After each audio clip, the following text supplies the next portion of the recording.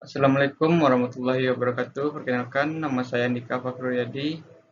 Saya akan menjelaskan mengenai desain dari sebuah jurnal antena. Untuk materi yang pertama itu mengenai pengenalan mengenai antena microstrip.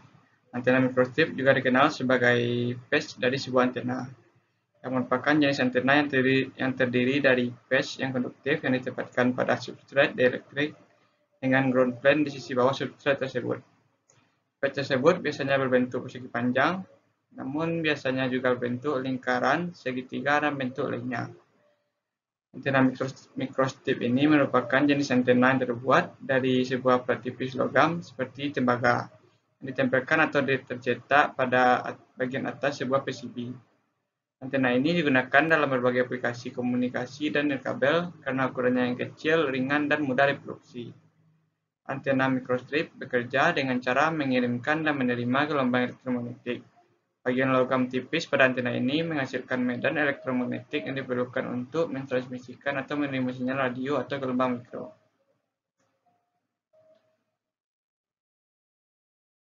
Selanjutnya itu struktur dari antena microstrip. Terdapat 3 bagian atau struktur dari antena microstrip tersebut. Yang pertama itu substrate. Substrat adalah lapisan dielektrik di bawah patch. Dielektrik adalah bahan isolator seperti fiberglass atau keramik. Fungsi substrat adalah mendukung patch dan memisahkan patch dari lapisan bawah yang disebut ground plane. Pada jurnal ini, ketebalan substrat yang digunakan adalah 1,6 mm. Dan untuk jenis yang digunakan yaitu FR-4. Selanjutnya itu patch. Patch adalah bagian utama dari antena microstrip. Patch biasanya terbuat dari logam seperti tembaga dan memiliki bentuk tertentu, misalnya persegi atau lingkaran.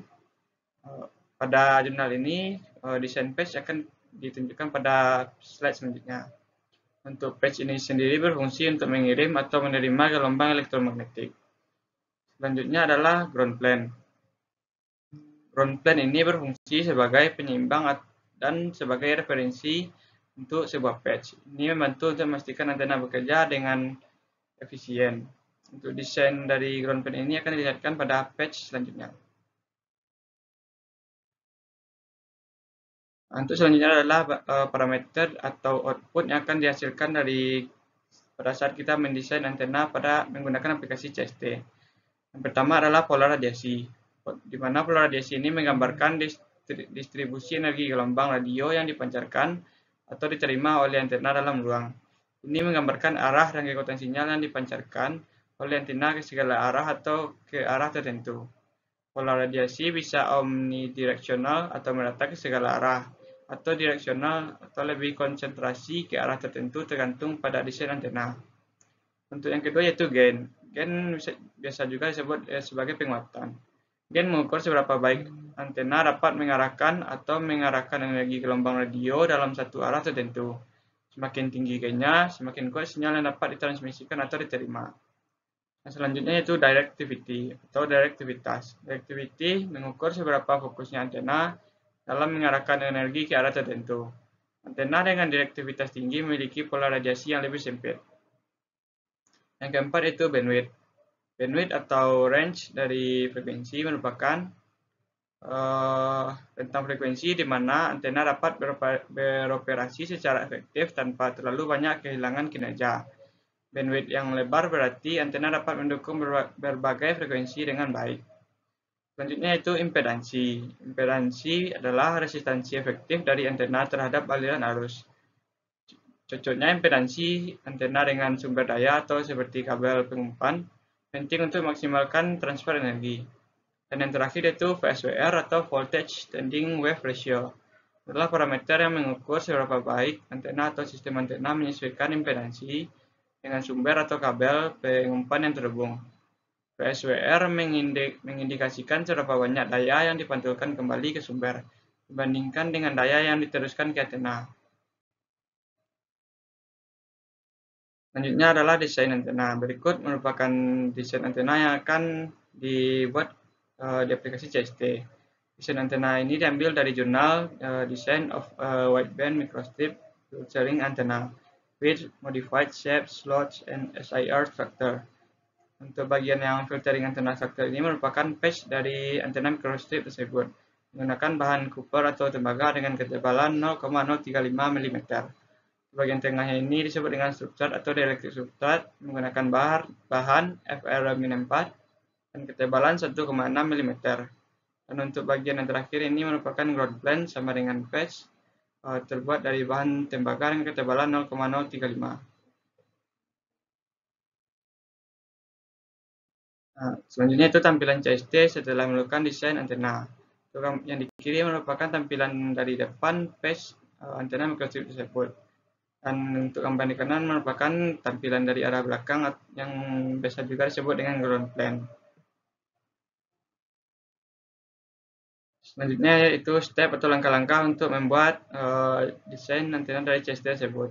Untuk yang pertama yaitu kita mengambil patch atau planar, selanjutnya time domain, dan mengisi parameter-parameter yang dibutuhkan seperti frekuensi, frekuensi minimum dan maksimum, dan far field seperti F field, half field, dan seterusnya. Setelah masuk ke bagian dalam, maka kita memilih modeling dan break untuk mengisi nilai-nilai parameter. Nah, ini merupakan tampilan tempat kita masukkan nilai parameter, dan bagian akhir ini merupakan nilai-nilai parameter yang akan kita inputkan. Selanjutnya itu hasil pengukuran dari antena yang telah didesain sebelumnya. Ini merupakan S parameter atau S11 parameter. Keterangannya untuk nilai S11 sama dengan 0 dB, semua daya diterapkan, dipantulkan kembali. Ini menunjukkan bahwa antena memiliki impedansi yang salah total. Terus selanjutnya nilai S11 dengan nilai kecil dari min 10 dB menunjukkan bahwa kurang dari 10% daya yang diterapkan dipantulkan kembali. Pada desain ini nilai kurang dari min 10 dB ini merupakan nilai minimal yang akan dijadikan standar untuk pembuatan desain ini. Untuk yang ketiga yaitu nilai S11 dengan nilai kurang dari min 20 dB. Ini merupakan nilai parameter yang sangat baik karena hampir semua daya diserap oleh antena. Pada gambar dapat dilihat bahwa nilai S11 parameter mendapatkan nilai min 21,118736. Ini memberitahukan bahwa nilai parameter tersebut sangat baik karena hampir semua daya diserap oleh antena. Selanjutnya adalah VSWR. Untuk interpretasi VSWR ini sendiri, yang pertama yaitu nilai 1. Nilai 1 merupakan pencocokan sempurna. Tidak ada daya yang dipantulkan kembali karena semua daya diterima oleh beban. Poin yang kedua adalah VSWR dengan rentang 1 hingga 1,5 dengan pencocokan yang sangat baik dengan refleksi minimal. Poin yang ketiga yaitu rentang antara 1 dan 2. Pencocokan yang cukup baik untuk banyak aplikasi termasuk banyak aplikasi komunikasi.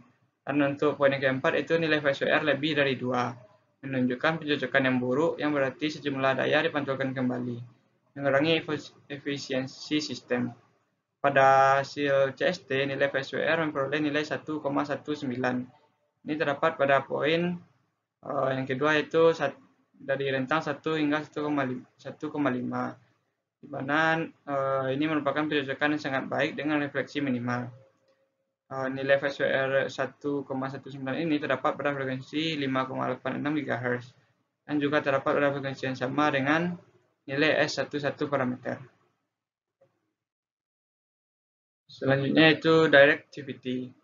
Untuk penjelasannya, directivity ini adalah ukuran yang menggambarkan seberapa baik antena dapat mengarahkan atau mengkonsentrasikan energi radiasi ke arah tertentu dalam ruang. Secara sederhana ini menunjukkan seberapa fokusnya atau seberapa terarah antena dalam mengirim atau menerima sinyal. Untuk agar lebih mudahnya, bayangkan jika antena adalah lampu sorot di sebuah panggung. Maka directivity adalah seberapa baik lampu sorot dapat mengarahkan cahaya ke suatu titik di panggung. Semakin tinggi directivity, semakin fokus cahaya yang dapat diarahkan ke titik tertentu. Dan semakin rendah directivity, semakin merata cahaya tersebut ke sekitarnya. Antena dengan directivity tinggi seringkali disebut sebagai antena direksional atau antena berarah. Dapat dilihat untuk nilai-nilai frekuensi directivity pada frekuensi 4 GHz. set lob levelnya mendapatkan nilai min 5,9 dB. Dan terdapat nilai-nilai untuk parameter-parameter lainnya yang dapat dilihat pada gambar ini. Ini merupakan gambar dari pola directivity. Selanjutnya yaitu proses fabrikasi. Untuk proses fabrikasi ini, langkah awal yaitu kita memindahkan desain yang ada di CST ke aplikasi CorelDRAW sehingga mendapatkan hasil dengan file PDF seperti gambar ini. Selanjutnya kita menempelkan hasil desain tersebut ke PCB dengan cara menyetrika desain dari print copy gambar di atas ini ke PCB dan mensetrika desain tersebut sehingga memperoleh gambar seperti ini. Setelah selesai menempelkan desain ke PCB, maka langkah selanjutnya adalah melarut pohon PCB tersebut menggunakan HCl dan H2O2. Hasil larutan akan meninggalkan lapisan tembaga. Dan langkah terakhir itu memasang port pada papan PCB. Untuk perbandingan antara jurnal dan hasil desain jurnal dapat dilihat dari S parameter jurnal. Pada S parameter jurnal, nilai S parameter yang bagus terdapat pada frekuensi 6 GHz dengan nilai kecil dari min 20 desibel. Sedangkan pada S parameter pada redesign, nilai S parameter yang bagus atau tepatnya min 21,118 desibel terdapat pada frekuensi 5,868 GHz. Itulah perbandingan antara S parameter yang terdapat pada jurnal dan redesign. Sekian presentasi saya. Jika ada salah dan kurang, saya mohon maaf yang sebesar-besarnya. Terima kasih. Assalamualaikum warahmatullahi wabarakatuh.